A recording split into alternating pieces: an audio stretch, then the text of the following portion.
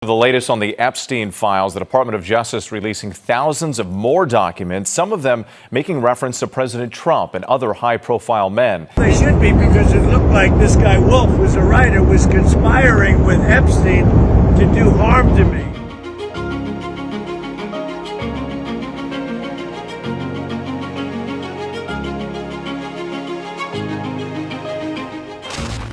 Tiba-tiba ramai di dunia. Satu situs pemerintah Amerika tiba-tiba dibuka.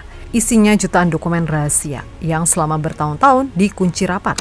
Bukan dokumen biasa, isinya 3 juta lebih halaman, ribuan video, ratusan ribu foto, dan semuanya berkaitan dengan Jeffrey Epstein, seorang miliarder, terpidana kasus perdagangan dan eksploitasi anak yang punya pulau pribadi, jaringan elit global, dan hubungan dengan orang-orang paling berkuasa di dunia. Yang bikin dunia kaget bukan cuma nama-nama besar di dalamnya, tapi satu hal lain. Indonesia ikut disebut. Apa maksudnya? Apakah Indonesia terlibat? Atau justru ini membuka gambaran yang jauh lebih besar tentang bagaimana uang, kekuasaan, dan hukum bisa saling melindungi?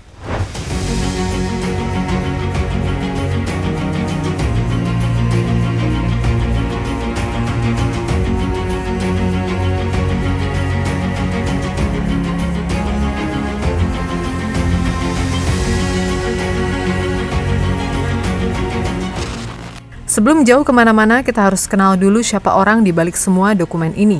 Namanya Jeffrey Epstein, seorang miliarder dan pemodal asal Amerika Serikat, dengan koneksi ke politisi, pebisnis, dan tokoh berpengaruh di dunia. Kasusnya mulai meledak secara global pada tahun 2019, saat Epstein ditangkap atas tuduhan perdagangan dan eksploitasi seksual anak di bawah umur.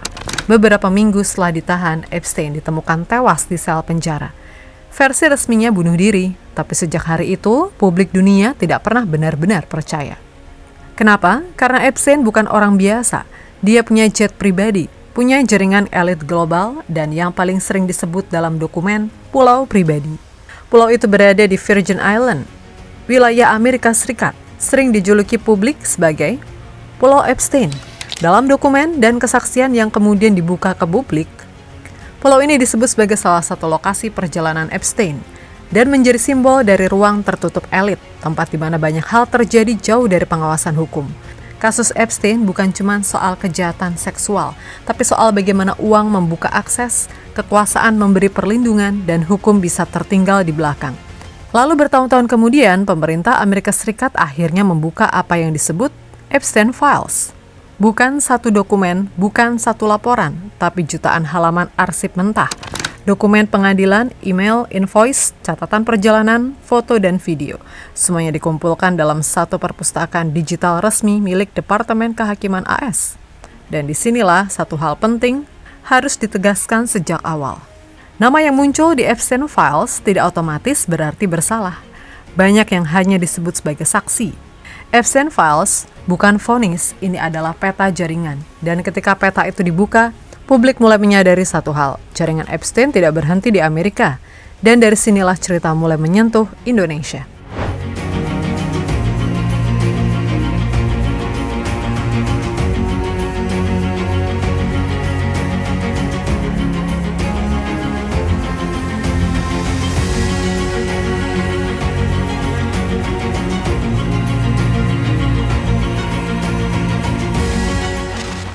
Setelah jutaan halaman dokumen itu dibuka, banyak orang Indonesia mulai bertanya, Indonesia disebut di Epstein Files, maksudnya apa? Jawabannya iya, Indonesia memang muncul, tapi bukan dalam bentuk tuduhan kriminal langsung. Yang muncul adalah dokumen faktual. Salah satu yang paling sering dibahas publik adalah satu invoice resmi dengan kode dokumen EFTA 00521318. Dalam postingan media X akun @pisang_holeng, menjelaskan isinya sederhana tapi penting. Sebuah pengiriman barang dari Badung, Bali, menuju St. Thomas, lokasi properti Epstein di Virgin Island. Volume kirimannya 11,6 meter kubik, ini bukan paket kecil. Isinya disebut sebagai furnitur dan handicraft. Nama penerimanya tercatat jelas. Karina Suliak, pacar terakhir Epstein, dan salah satu penerima warisan terbesar setelah kematiannya. Perlu digarisbawahi satu hal di sini. Dokumen ini bukan bukti kejahatan, tapi ini adalah jejak logistik dan aset. Dan dalam kasus Epstein, setiap pergerakan barang dan uang selalu dibaca ulang karena seringkali menjadi petunjuk jaringan yang lebih besar. Di media sosial X muncul sebuah thread panjang yang disusun oleh akun @gilang_mgf. Thread dari PDF resmi Departemen Kehakiman AS merangkum lebih dari 10 penyebutan terkait Indonesia dalam berbagai konteks. Pertama, Garuda, disebut dalam konteks promosi, tiket atau penerbangan Garuda ke Bali. Kedua, Soeharto, yang hanya muncul di daftar bacaan atau rekomendasi buku atau artikel yang dikirim orang lain. Gregory Brown, kemungkinan mantan chairman Motorola, ke Epstein, bukan komunikasi langsung. Ketiga, Bali, ini sangat sering muncul, banyak konteks, hotel, furnitur, pengiriman barang atau kargo dari Bali. Yang menarik, Kafrawi Yuliantoro, orang Bali mengirim email berusaha melamar kerja ke Epstein setelah bertemu di Bali.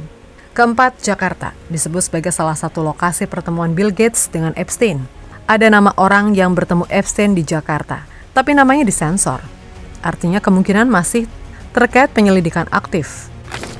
Kelima, Kafrawi Yuliantoro, hotelir ex JW Marriott yang ketemu Epstein di Bali, lalu mengirimkan CV plus apply visa untuk kerjasama. Kemungkinan besar diterima karena CV-nya masuk daftar dokumen. Keenam, Haritanu Sudibyo, disebut karena memperkenalkan Donald Trump kekenalan di BIN atau Badan Intelijen Negara Indonesia. Ketujuh, Joko Widodo atau Jokowi, hanya muncul di update berita yang dikirim lewat email, bukan komunikasi langsung dengan Epstein. 8, ada Sri Mulyani, sama seperti Jokowi hanya disebut dalam clipping berita. Ke-9, Eka Wijaya, bos Sinarmas Group, terkait transaksi properti. FBI curiga ada pembelian rumah Trump di Beverly Hills oleh entitas terkait Eka Wijaya melalui perusahaan Swiss dengan harga di bawah pasar pada tahun 2009. Ke-10, Nahdlatul Ulama atau NU, muncul karena dikirim sebagai bahan bacaan atau forward artikel tentang NU dari Leslie Groff dan Kelly Friendly ke Epstein. Isinya memuji NU dalam konteks Islam konservatif. Tidak ada komunikasi langsung dengan NU. Selain itu, Epstein juga sempat berniat beli pesawat pribadi bekas milik keluarga Bakri, tapi akhirnya didahului pengusaha Cina. Ada juga mention soal perempuan Indonesia yang hampir direkrut ke modeling agency, tapi kekurangan dana. Juga ada kaitan modeling agency di Indonesia sebagai potensi supply chain korban. Dan dari semua itu kesimpulan besarnya jelas, tidak ada bukti Indonesia terlibat dalam skandal Epstein. Indonesia bukan pusat jaringan Epstein, namun juga tidak sepenuhnya berada di luar peta globalnya. Karena Epstein Files pada akhirnya bukan soal satu negara, melainkan soal bagaimana jaringan global bekerja tanpa batas geografis.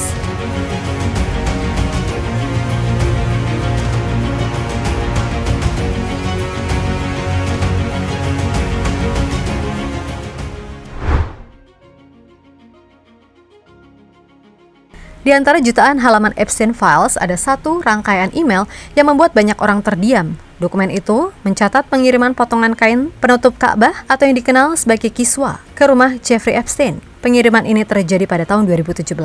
Saat itu Epstein sudah menjalani hukuman dan terdaftar sebagai pelaku kejahatan seksual. Menurut email yang dirilis resmi, pengiriman ini melibatkan beberapa pihak lintas negara, dari Arab Saudi, Uni Emirat Arab, hingga Amerika Serikat. Yang membuat publik terkejut bukan hanya barangnya, tapi cara barang itu dijelaskan. Dalam salah satu email, pengirim menjelaskan langsung kepada Epstein bahwa kain tersebut telah disentuh oleh jutaan muslim saat tawaf di Ka'bah.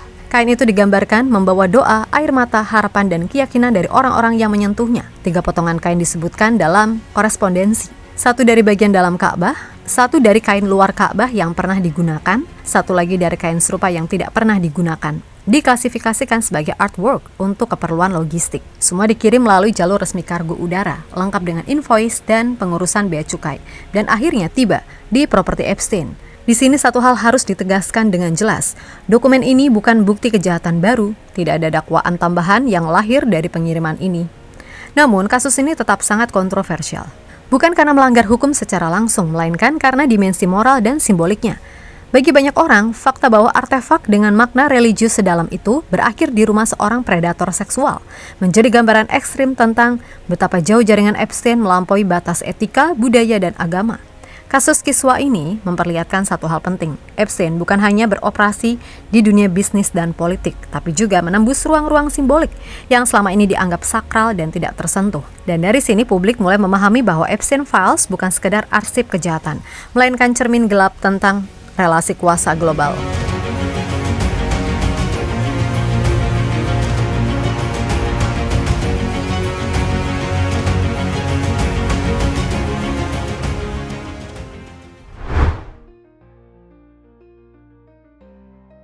Setelah Epstein Files dibuka, reaksi dunia tidak hanya muncul dalam bentuk berita, tapi juga meme. Salah satu yang viral adalah meme bertuliskan "Man Not Found in Epstein Files". Isinya menampilkan para pemimpin non-barat, sementara mayoritas nama yang muncul di Epstein Files justru berasal dari elit barat. Perlu ditegaskan, meme ini bukan dokumen hukum, ini adalah satir politik. Pesan di baliknya sederhana tapi tajam. Publik mulai mempertanyakan standar ganda dalam pengawasan global. Siapa yang disorot habis-habisan dan siapa yang hanya disebut sebagai ancaman geopolitik, bukan pelaku skandal. Meme ini bukan pembelaan siapapun, tapi cerminan kekecewaan publik terhadap sistem global yang terlihat tidak pernah benar-benar netral.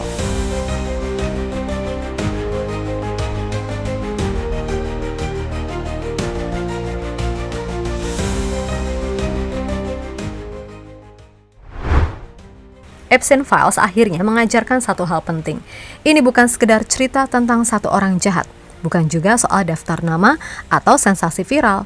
Ini adalah potret bagaimana kekuasaan bekerja, bagaimana uang membuka pintu kemana saja, bagaimana jaringan global bisa bergerak lintas negara, budaya, bahkan agama, dan bagaimana hukum seringkali datang terlambat. Indonesia memang muncul di Epstein Files, tapi bukan sebagai pusat kejahatan. Yang muncul adalah jejak pergerakan, potongan kecil dari peta besar jaringan global yang selama ini jarang terlihat. Dan mungkin pertanyaan terpenting dari semua ini bukan siapa saja yang disebut di Epstein Files, melainkan siapa yang punya kekuasaan untuk tidak pernah benar-benar tersentuh hukum. Karena ketika dokumen sudah dibuka, nama sudah dibaca, dan meme sudah tersebar di seluruh dunia. Yang tersisa hanyalah satu ujian.